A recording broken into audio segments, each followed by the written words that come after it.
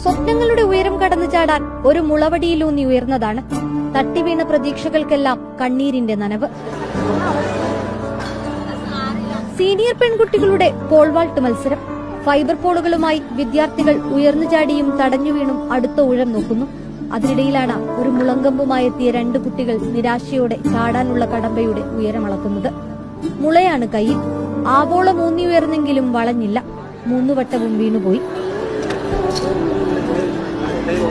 നമ്മള് ഒരു ഗവൺമെന്റ് സ്കൂളാണ്. അതിൽ നമ്മൾ ഇത്ര പാടുള്ളൂ, ഇത്ര എടുക്കാവൂ, അങ്ങനെയൊക്കെ ഉണ്ട്. നമുക്കൊരു വളരെ കുറച്ച് എന്നുവെച്ചാൽ നല്ല ഇൻട്രസ്റ്റ് ആയ കുട്ടികളുണ്ട്. പക്ഷെ നമുക്ക് അവരെ ഒന്ന് പൊക്കിക്കൊണ്ട് വരാനുള്ള ഒരു പരിമിതി, നമ്മുടെ സ്പോർട്സ് എക്യുപ്മെന്റ് ആയാലും എല്ലാം നമുക്കൊരു വളരെ പരിമിതമായിട്ട് ഒരു വർഷത്തിൽ ഇത്ര അങ്ങനെയുള്ള ഒരു ഇതിലൊക്കെയാണ് നമ്മൾ വാങ്ങുക. പഴയ സോഫയൊക്കെ വിറ്റിട്ട് അതിന്റെ സ്പോഞ്ചൊക്കെ കളയുമല്ലോ, അത് ഞങ്ങൾ പോയി കൊടുത്ത് മേടിച്ച് ബെഡ് പോലെ ആക്കിയെടുത്തിട്ടാണ്.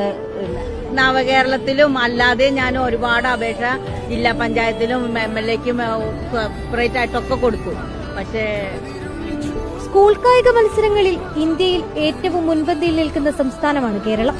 പക്ഷേ ഇവിടെ എല്ലാ കുട്ടികൾക്കും സ്കൂളിൽ കഴിവിനനുസരിച്ചുയരാൻ സൗകര്യങ്ങൾ ലഭിക്കുന്നുണ്ടോ എന്നാണ് ചോദ്യം. ഇനിയും ഇതുപോലെ സൗകര്യമില്ലാത്തതിന്റെ പേരിൽ മാത്രം കുട്ടികളുടെ സ്വപ്നങ്ങൾ ട്രാക്കിൽ ഇങ്ങനെ വീണുപോകാതിരിക്കട്ടെ.